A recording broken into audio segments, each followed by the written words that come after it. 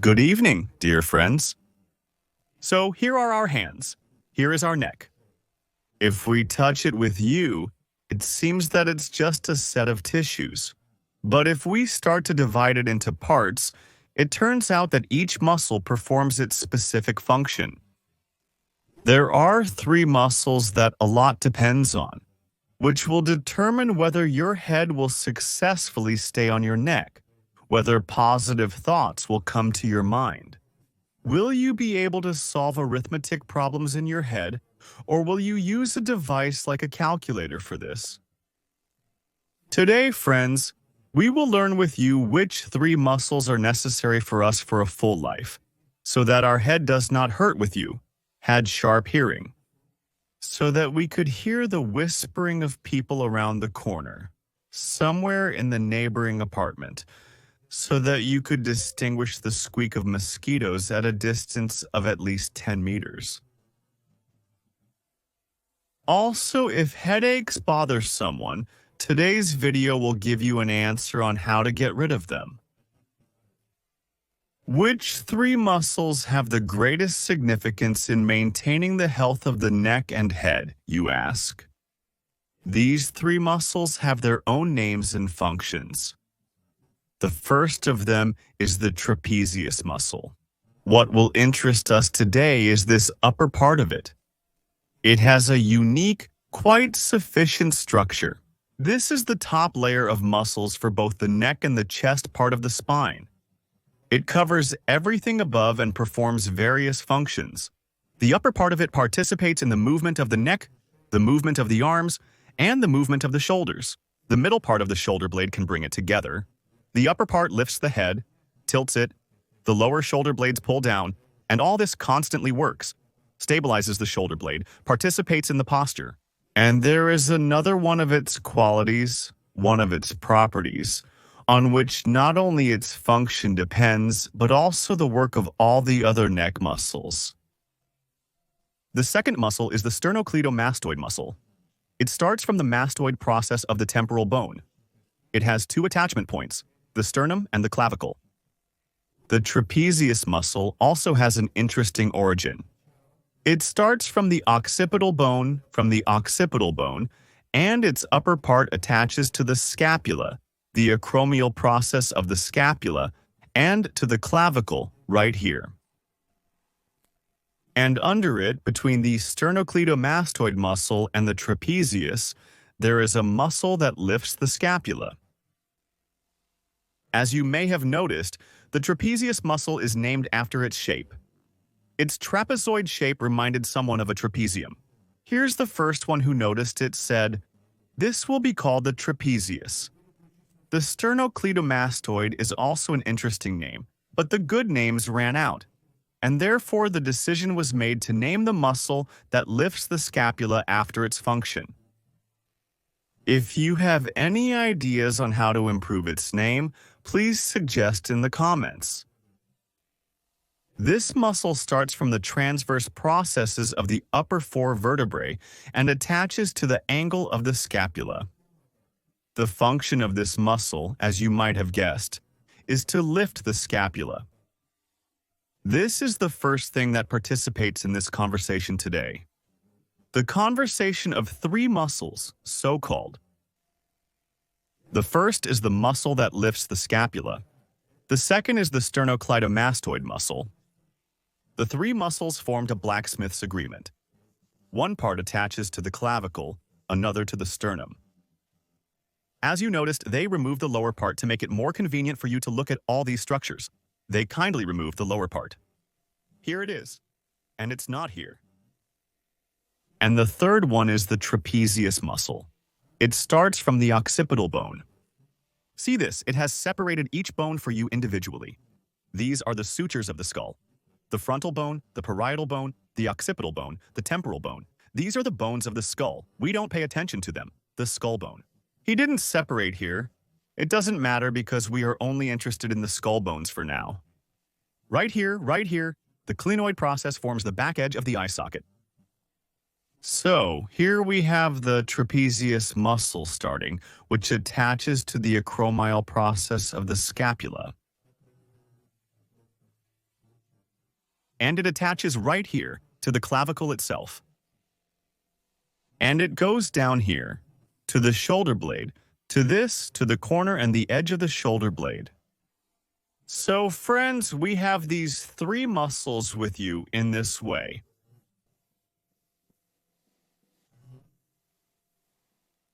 They should work perfectly, fully, so that there are no violations in them. Here we have a gap, so we will paint the trapezium all over like this. Here it is. You see, it covers everything up here. It covers this part of the muscle that lifts the shovel, and here is the part of the muscle that lifts the shovel. It covers our pectoral clavicle scapular muscle. The thing is, friends, that every muscle, here is a muscle, for example, any, let's say, biceps, triceps, triceratops, any muscle, we have it. In addition to having its own belly in the dry matter, the body of the muscle, it is also in our body, in such a specific sheath, fascial sheath.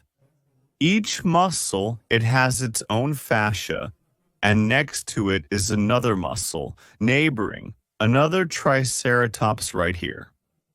And it also has its own fascia. Each muscle has its own fascia.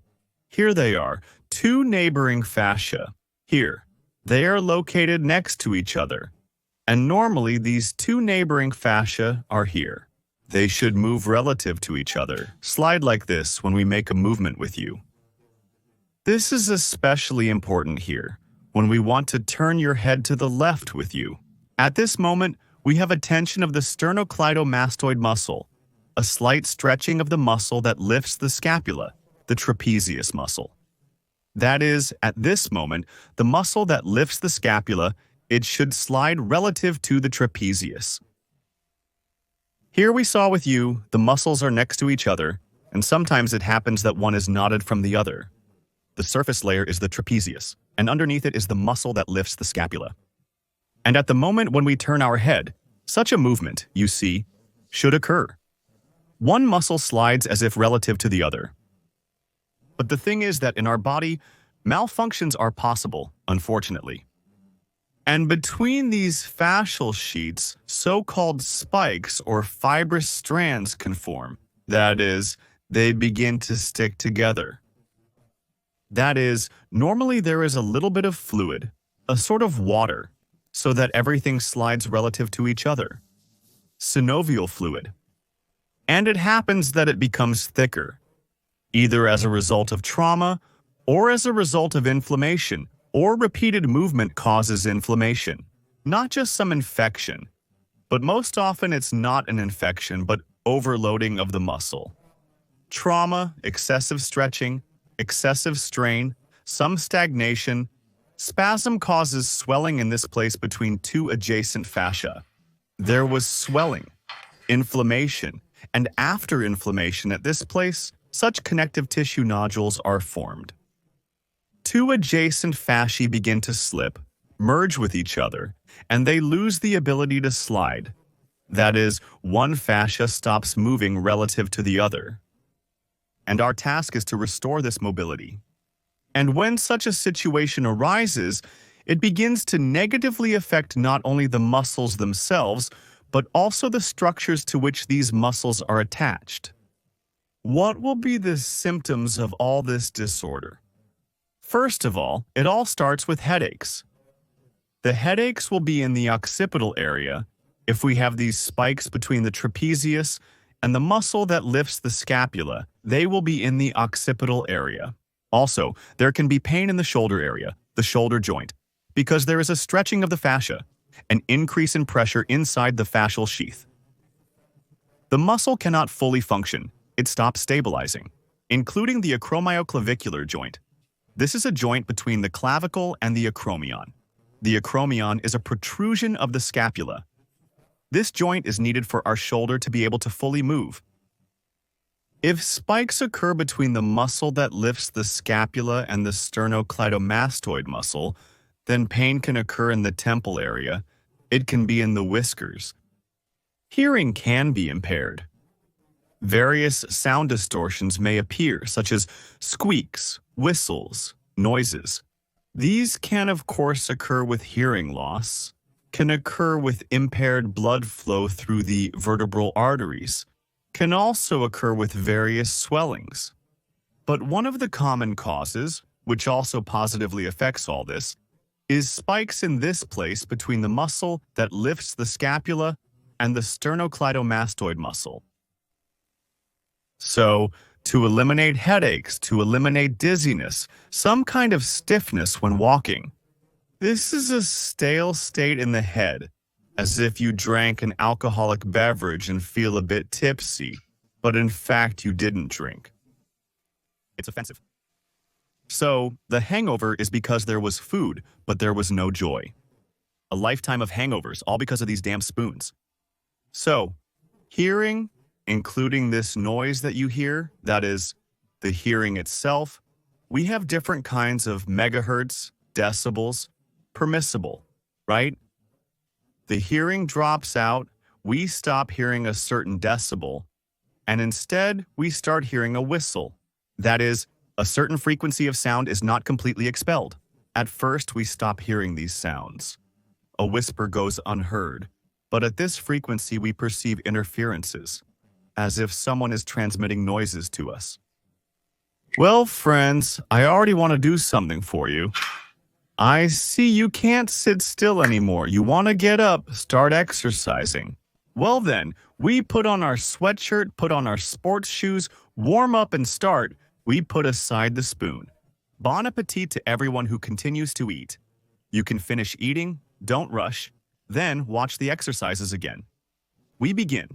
So, our task is to remove the spikes between the sternocleidomastoid muscle and the trapezius in this gap. Between the trapezius, we need to make the fascia here to improve movement, not just spikes. Spikes are needed between the trapezius muscles, which lift the shoulder blade, and between the muscles themselves. I talk too much. Some attentive viewer will write in the comments.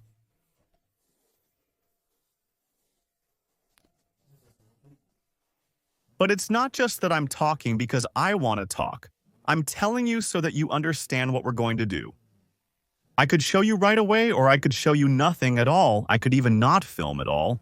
I could sit at home, drink tea like you, just watch television. But what can I do? I have to film. Where else can I go? I see, you're waiting. So, friends, we start with this gap. Here it is. Right here. Also, dear viewers, look, I present to you the 3D graphics as well. 21st century indeed. Here we have this trapezius. This is the sternocleidomastoid muscle. And here is the gap between them. Right here, you see it looks like. Here it is. The muscle that lifts the scapula, you can barely see it. If we remove the trapezius like this, here it is, you see, where it is located. The levator scapulae, it hid under the trapezius. Thought we wouldn't see it, but we do see it. Here's the trapezius. If we return the trapezius, oops, and what is this? Who knows? Write in the comments, what kind of formation is this? What kind of muscles? This is also a muscle. This muscle is called the platysma here. When it weakens, the neck begins to sag. You're getting distracted from the main point again. So, friends, look, if we used to always press on the muscle, sold balls, yes, there should be a slightly different effect on the trapezius here. The muscle has a slightly flat shape, and we need to kind of grab it like this. See, try it on any part of it. Wherever you can grab it, you might slightly rest your hand on something so the muscle relaxes. There. That is, you can grab it here, you can grab it higher up like this with your fingers, wherever you can get a hold of it. There. That is, to take it. The main thing is to grab it, any part of it. And now you go up this muscle like this with both hands. If I were to do it, you can see. Right? There. But you take it with one hand like this. That is, your task is to first grab the entire trapezius like this with your fingers and see where it is freely available to you and where it seems to be attached to the surrounding tissues. First, do this along the entire length of the trapezius, starting from the nape. Right here, see? It should be like this everywhere. See, it moves away just like this. Ending right here too, in this place too. You should take it like this with your fingers. In some places, this might be quite painful the first time, or it might not fit you at all, and your task now is to take it like this with your fingers. And you start to squeeze your fingers even more and sort of slightly pull away. That is, you try to, as if you don't want to tear this muscle off, of course, but to pull it away with such a movement, pull away, separate it from the other muscles. If possible, you can even take it at once with several fingers like this. There. That is, in this way, you go through the entire trapezius. You do this on one side and on the other side as well. It should separate along its entire length in this way. And here as well. Here, where you found places where it is more densely fused with the surrounding tissues, you linger longer. Now the next step, find these places where you linger longer, press and hold like this. And now you start to sort of push this trapezius back a little bit. This is the gap between our muscles here. You sort of slide your finger in here like this and push the muscle in this direction. Both, like this. Try to lift all the way right here. See what it looks like on a live person. So you take the muscle like this, and then, as if back, slightly back like this back, you move it. You move it here. You stretch the fascia of this muscle. That's exactly the movement you make back like here, like this. This is the second and the third.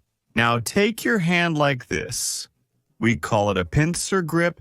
You squeeze this muscle between your fingers, find the sore spot and hold it for up to 20 seconds. You can hold each sore spot like this.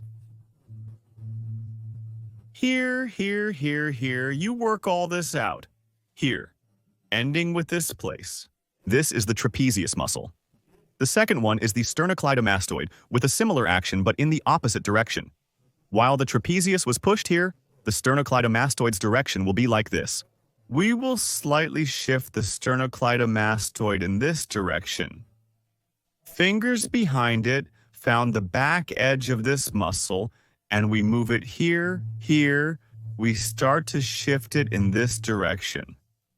Along its entire length, slightly lift it up, down, and so we work through the entire muscle like this. Here. Now we also take the back edge of this muscle and try to grasp it, like this. Try to grasp exactly the back part of this muscle. The same similar action that we did with the trapezius. Now here's the front edge of the muscle. Here's the back edge of the muscle. We grip the muscle with our fingers. And in this way, we also go through it. Here, look.